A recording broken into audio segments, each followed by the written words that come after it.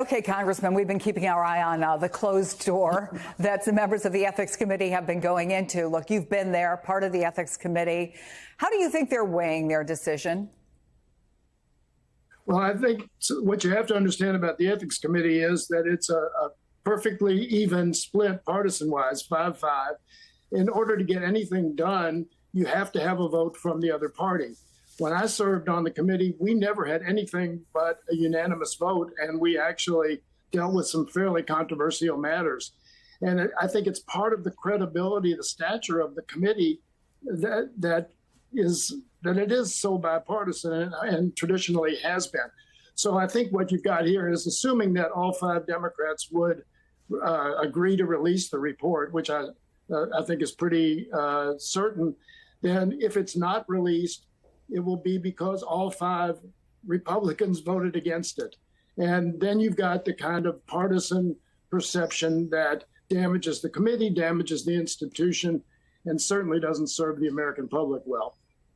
So, look, Congressman, some of what is reportedly in that report is known. The lawyer, for example, for 2 women has said they testified before the committee that Gates paid them for sex. One of them witnessed him, she says, having sex with a minor. But what else might be part of an ethics committee investigation? What kinds of things could they be looking at that we don't know or haven't been made public yet? Well, I think they could be looking at financial records that might bring out other possible transgressions, things that might even actually indicate illegal conduct. So there's a wide range of things the committee could be looking into. And I think because of the fact that so much of this information, or at least the allegations, have become public, and I rarely agree with Senator Hawley about anything, but I agree that this information is going to be public at some point. Even if they were to release it strictly to the Senate Judiciary Committee, you have to assume that if there's a hearing, that some of that information is going to be public in the hearing. So, again, there's a wide range of things they could look into, and I suspect that you had a DOJ, a Department of Justice investigation into these same matters. They chose not to prosecute, but that doesn't mean that it exonerates Representative Gates. It just means they didn't know that they could make a case. But again, I think because of the information that's already been made public, that it's important that the public understand whether these allegations are unfounded, whether they're verified, because unlike some of the cabinet positions, Secretary of Commerce and Energy and others, this position has a very direct impact on justice that is meted out to American citizens. And this isn't just implementing congressional policy. This person has to make very serious decisions about prosecutions or not prosecutions. And you want to make sure that the person has as much credibility as possible. And I think there have been enough questions raised about Representative Gates that these ought to be discussed in public. Well, Frank, we did get word earlier today that Democrats who are on the Senate Judiciary Committee have written to the FBI, and they say they want the complete evidentiary file, including all interviews in the closed investigation into Gates's alleged sex trafficking of a minor. Now, we should note that a witness says that Gates didn't know the age of that young woman at the time. And of course, he was never charged. But what would be in that file that the judiciary members are asking for? Yeah, look, as has been said, it doesn't have to meet the threshold for a criminal prosecution for it to play right into the kinds of concerns Senate Judiciary Committee should have. So, for example, is he subject to blackmail or extortion? Because there's more out there than we are aware of.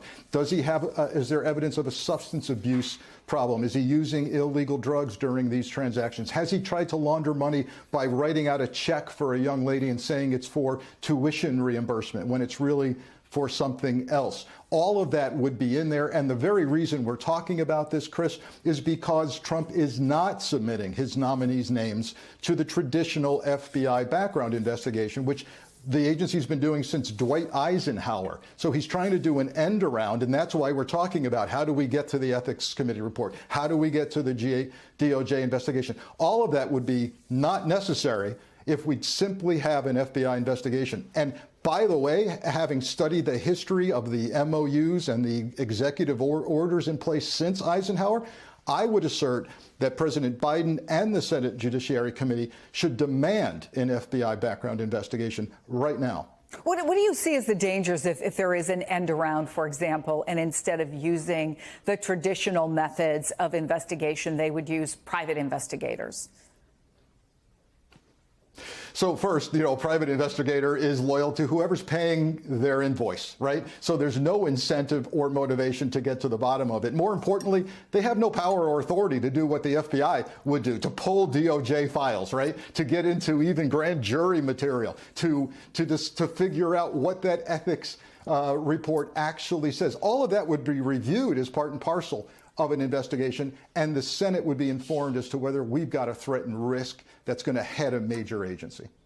So I think that there are a number of people who have been reflecting, Tim, what we heard from Senator Lisa Murkowski, who said, look, we know what our responsibility is as the Senate going forward. Let me play that for you.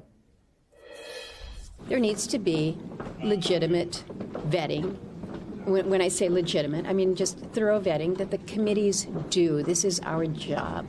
This is the role of advice and consent, and I think we need to embrace advice and consent with full enthusiasm. We are a separate but equal branch, so let's not cede any of our constitutional authorities. Is this an opportunity, do you think, Tim? What has been, I think most people would accept, a fairly fast-paced and chaotic time for senators, and particularly Senate Republicans, to send a message, look, American people, you may have some concerns about what you're seeing, but don't worry. We are going to check the information. We are going to do our job. We are going to vet. And we're only going to let qualified people get through. What do you make of this kind of messaging? Well, I think it's encouraging. That's nice sounding, at least. For me, it's kind of a we'll believe it when I see it effort. Whether the Senate has the backbone to do real advice and consent across all of these nominations.